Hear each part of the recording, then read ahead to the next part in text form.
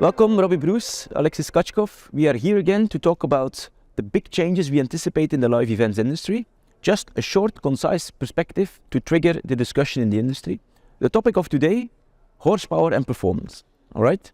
For many years, we've seen a rise in resolution, a rise in frame rates, both on the source side and on the display side. So my first question to you is, will this continue, or do we reach a saturation point in terms of resolution and the likes? Perhaps let's start with you, Alexis, from a projection point of view. How do you look at this?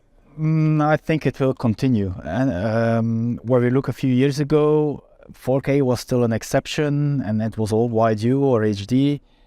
Today, you see 4K becomes more and more a necessity. And our projectors today support 4K up to 4K 120. And the next platforms will be fully ready to go up to 8K. So yes, we are prepared for that. We believe it's going to go there. And perhaps a rookie question from my side. Does it matter? Does it matter for the spectator to look at an 8K projection display? I would say yes. Of course, you have smaller installations where, for example, simulation, they like a lot of details and they want to have all the pixels available. But for live events, there is one big advantage that if you have a high brightness projector at 8K, that would save a lot of work because you don't have to do double projection, stacking, blending. So that would really be a big benefit. For big areas, yes. Big screens. Okay. And Robbie, if you make the link more upstream toward the signal distribution, the sources, do you see a similar trend, or how do you look at that? Yes, definitely. Both from a source perspective, from media servers as well as from 8K cameras, and then of course going to 8K displays. For us, it's important we have a 4 times increase in required performance.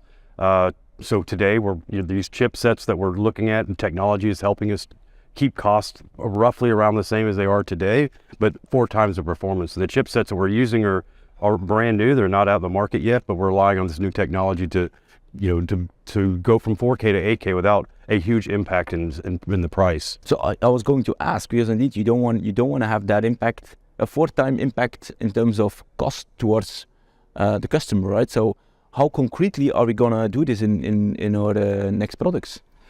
We've been architecting completely around it. We have some prototypes that we've been working with the vendors on, early prototypes that we've based some of prototypes around. So we're well positioned for our next architecture. We went from Encore to E2. It was an entirely revolutionary architecture. Now we're going from Encore E2 to E3 or Encore 3, and it'll also be a brand new architecture. And does that mean that if you compare with 2 years ago, there has been a significant evolution in that chip technology, or? Yeah. So traditionally, especially in image processing, you have what's called a cross point, and then usually you need a lot. They're expensive, and you need a couple of them as you have more bandwidth and more number of connections. Plus the FPGAs that are typically in there, you need a lot more FPGA, so the box gets bigger, it gets hotter, and it actually drives up the price. With the new technology, we can remove a great deal of the components to keep it simpler and more efficient, cooler. We don't need a giant box. We can keep it on the same size box we have today. So I hear very recent technology, new technology, more cost effective. Same for projection, Alexis?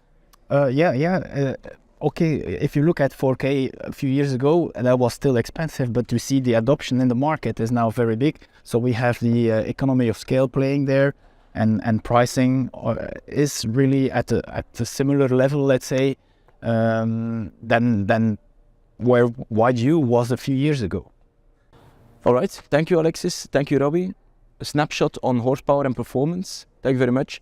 In 2 weeks, we'll talk again, and then a topic will be return on investment, not to be underestimated for the live events industry. Thank you for watching. Obviously, there's much more to talk about when it comes down to resolution, horsepower, performance. We'll share a lot more over the next months. If you want to be kept in the loop about our next video on ROI, leave your details below. Thank you very much.